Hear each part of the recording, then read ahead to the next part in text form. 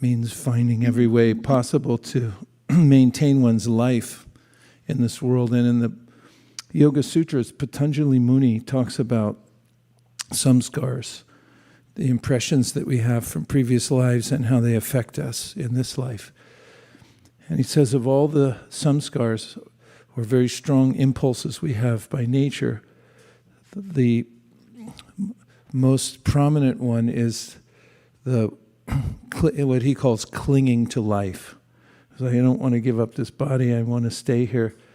And he says it's so because we've experienced so many times having to give up the status quo, whatever that might be. In any body that we have a status quo. Chipmunks get a little nut to eat, tree to live in. Somebody else gets a house in Malibu or whatever it may be. But I don't want to give it up. And this is partly because of our bewilderment by the modes of material nature, identify with the external energy. And then there's a state in which I may realize that I'm not this body, I'm not part of this world, but I still can't break out of the habit patterns that I have. In the Gita, Krishna says, Tribir gunamayer bhaver ebi sarvamidam jagat mohitam nabijanati mamebhya paramaviyam. That everyone in this world is bewildered by the three modalities, except for me. I'm the one who's not in the modes of nature. And there's this liminal state in which one may have knowledge of what to do, but not be able to do it. Seems like a frustrating situation. You have clear knowledge, I know what's right, but I can't do it. So spiritual strength means I know what to do and I can also do it. And spiritual strength comes from Krishna. And the way to get connection with Krishna is to chant his names. The other verse that I was thinking of on the way over here was how Shukadeva Goswami so definitively says at the beginning of the Srimad Bhagavatam, Nirnitam, that this has already been decided upon by the great teachers. He says, Etan nirvidyamananam ichatam akatobayam yoginam ripa nirnitam harirnama kirtanam. There's one process that's fully available and which all the sages agree upon. He said, take it from me, basically. Everyone agrees on this. This is the process. And he said it's doubtless and it's fearless. And it doesn't matter who you are. You can be a yogi or a king, or you can be a merchant. And any of those situations in life, any of those people, entities can take full advantage of the power of Krishna by chanting his name. So this is something that's missing in the world. People are trying every which way. They take freezing cold ice baths. They're taking oxygen tents. They're taking all kinds of supplements, diets, the keto, the this one, the that one. I'm not against any of those things necessarily, but I'm just saying that that's the hard struggle, to try to come to some sort of platform where I can feel strength and liberation from the onslaught of the modes of material nature. But from Lord Chaitanya Mahaprabhu down through all the acharyas, the only process that's worthy is the chanting of the holy name, and especially japa, because it means that it's our individual choice that we're making. We're not sitting in on a session where everyone's chanting, although that's a choice also, but we're specifically regulating ourselves to chant the holy name, and we're doing it alone. And that's our real process to getting the spiritual strength and also rising above the modes of material nature. Om Tat Sat. Hare Krishna. Shri Krishna Sankirtan ki jai, Shri Harinam Prabhu ki jai. Hare Krishna. In the Chaitanya Charitamrita, Krishna's Kaviraj says, Siddhanta bole chita nakara alash, iha hoiti Krishna lage sudrid monash. And that is that whatever practices you're doing, you should not be lazy about understanding why you're doing them. At least that's a loose translation of it. Siddhanta bole chita. One should consider very carefully, why am I doing something? And in the matter of chanting Hare Krishna, There's a simple phrase that I heard that I found provocative, and it says that it's not time, it's taste. In other words, sometimes people say, I don't have time to chant 16 rounds. And they say, well, it's not time, it's taste. Because as Shukadeva Goswami says at the end of the 14th chapter of the 10th canto of the Srimad Bhagavatam, everything we do is based on our sense of self and what's best for ourself. And therefore we organize our lives in certain ways in order to get the highest benefit that we can. It's our nature, with self-preservation or development. And so there's this paradigm that has been discussed, is an ongoing discussion in the business world. Simon Sinek talks about getting to why. And he says that there's 3 concentric circles. Outside is what you're doing. The next one in is how you're doing it. And the most important is the bullseye in the middle, which is why you're doing it. And unless you have a clear definition of why you're doing something, whether it be business or your spiritual practice, then it doesn't have the potency. We don't have the focus to do it. So my question is, why are you chanting 16 rounds or endeavoring to chant 16 rounds? Why do you chant Hare Krishna? You can either give a personal reason from your own revelation, otherwise you wouldn't be here this morning, or give a point from Shastra, or both. And we'll take 4. 2 from this side, 2 from that side. Go. Why are you here? Defend your position. Yes. Did you have your hand up? Hare Krishna. So I was thinking, probably I can think of 2 reasons at this point. Is it okay, Prabhu, or only one reason should be given? Go for it. Okay. So one reason is because I promised to my Guru Maharaj during initiation that I will chant 16 rounds. And another reason is by chanting these rounds, it is taking me closer to Krishna in a way, because I'm in a process in devotional service, and through chanting, Prabhupada said 99% of progress is achieved in spiritual life. So that's the reason. Nice. And Vallabhacharya had given a proposal before Advaitacharya, and he said, so, why are all you Vaishnavas chanting the name of the master? He said, the wife never says the name of her husband. So why are you all saying we're all wives of Krishna? Basically, he was saying, so why are you saying it? And Vaitacharya said, Mahaprabhu was right there, why don't you ask him? So he put this question, speculative as it was before Mahaprabhu, and Mahaprabhu said, well, if the master says, chant my name, then you have to do it.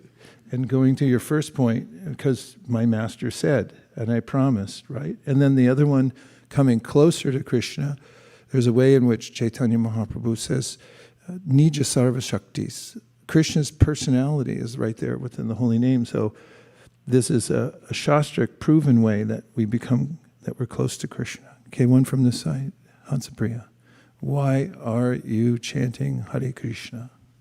Hare Krishna. So I was listening one of the Prabhupada's lecture, and where Prabhupada said, somehow or other we are here in this material world. And then I was thinking, why am I here? And I got the realization that why am I here? That's the right question to ask. So then Prabhupada has an answer for us so that we can listen. And then I realized that hearing Prabhupada, it gives the spiritual strength. So association, the devotional practices that what Prabhupada has given, that actually provides you the spiritual strength to fulfill the purpose that why am I in this material world, where am I going, what am I supposed to be doing. So it kind of makes you more connected with your spiritual parampara. So that's why I thought that why is very important for me to push forward and go ahead in the spiritual journey. If I understand you correctly, it's an awareness that I need help. I'm lost here in the material world, and then you hear the voice coming from parampara that says the way to become free from that or to take refuge is in chanting Hare Krishna, right? Nice. One more from here? Yes, Prabhu. I was in connection with what Aniruddha was saying. I feel the same thing that when we take the vows, we actually take during initiation, we take the vows for chanting of Hare Krishna, and we don't take other vows of service is there, but the main vow is that I'll be chanting 16 rounds of Hare Krishna Mahamantra. So that's actually the connection with our spiritual master, and that's the way we can that's the way we can have a connection. So that's why I feel that that's one of the most important reasons to chant Hare Krishna. And the implication of that is that I trust that what's being presented to me as the conclusion, that is that you should chant 16 rounds, is correct. Because there's so many other, you can go on YouTube and find 50 million different other ideas about what you should be doing in your life, right? So why do we triangulate and come to this one point and say, this is the main thing that I should be doing? And that's of interest to us, because if we can identify that and we're very clear on it, then Sudrid Manash, then the mind becomes Sudrid, it becomes very strong. This is the right thing to do. Okay, one more from this side. Oh, we got 10 more from that side. Hare Krishna Maharaj, when I was a new devotee, my sister Priya Gopika had told me something that I still cling to really dearly.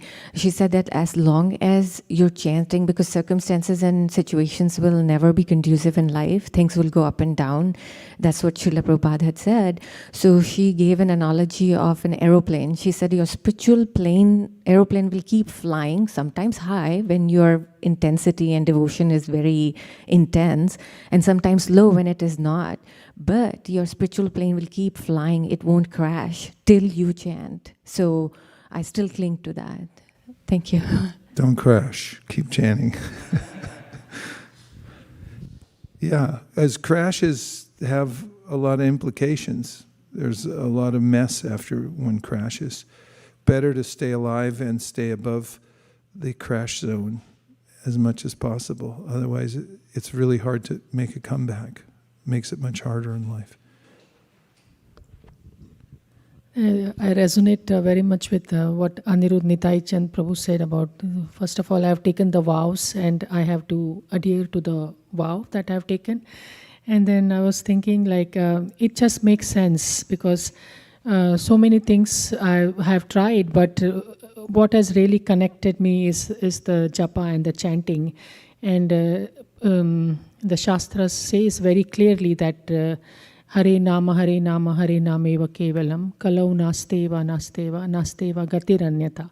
It reiterates that 3 times, that there is no other way, there is no other way, there is no other way. So it's just the proof in the pudding, because once we do it, then only we connect with the Supreme. That's an important aspect you left us with. It was just in the phrase, the proof of the pudding.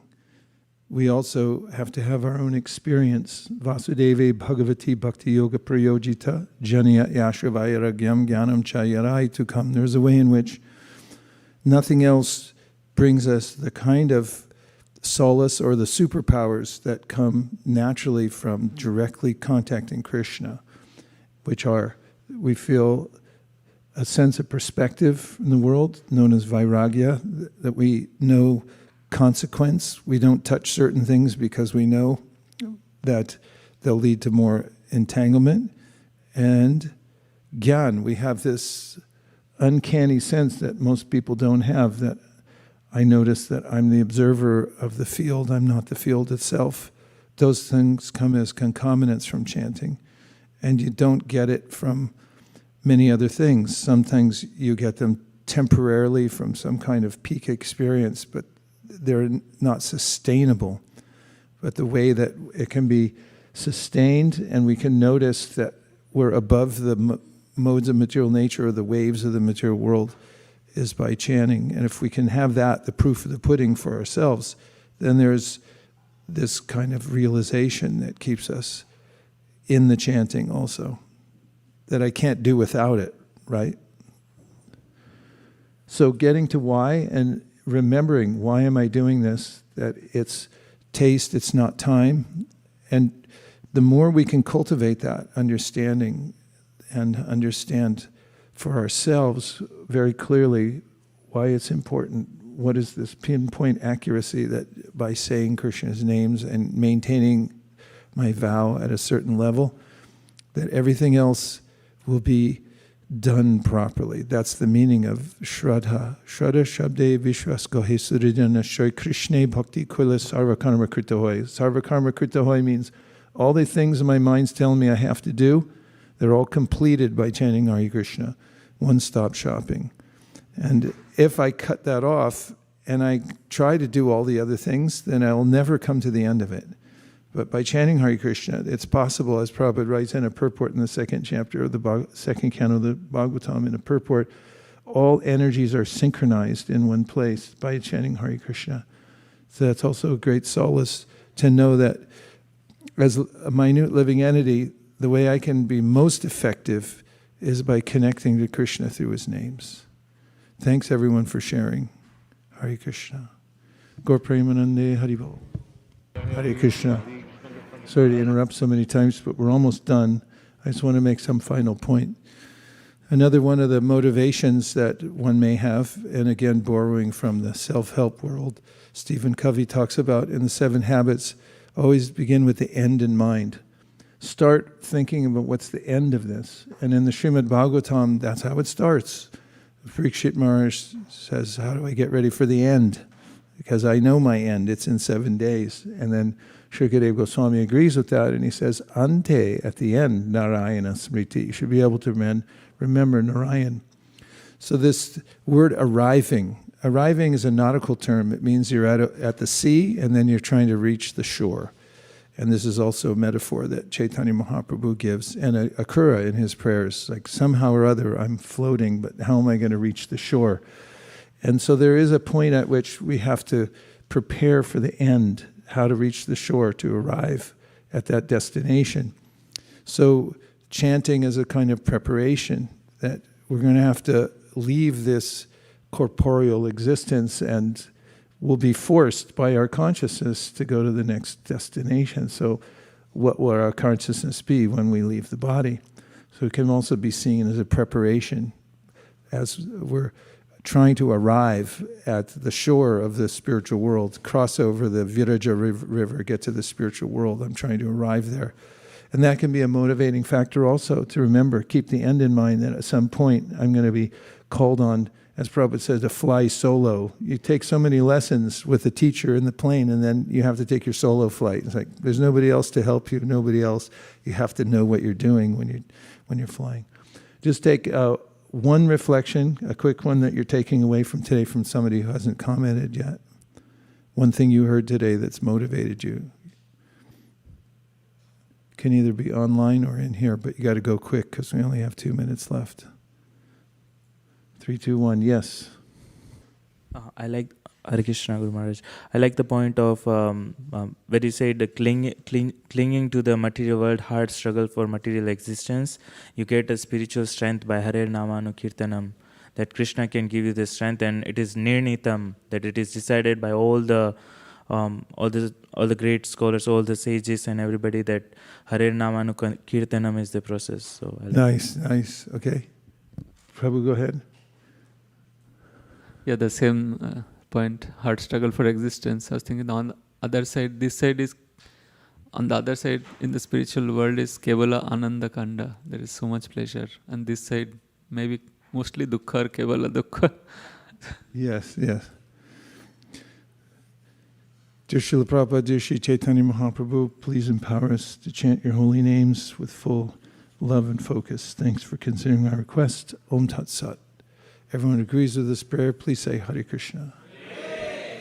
Vanchakalpurusha, Kripasinabhaya,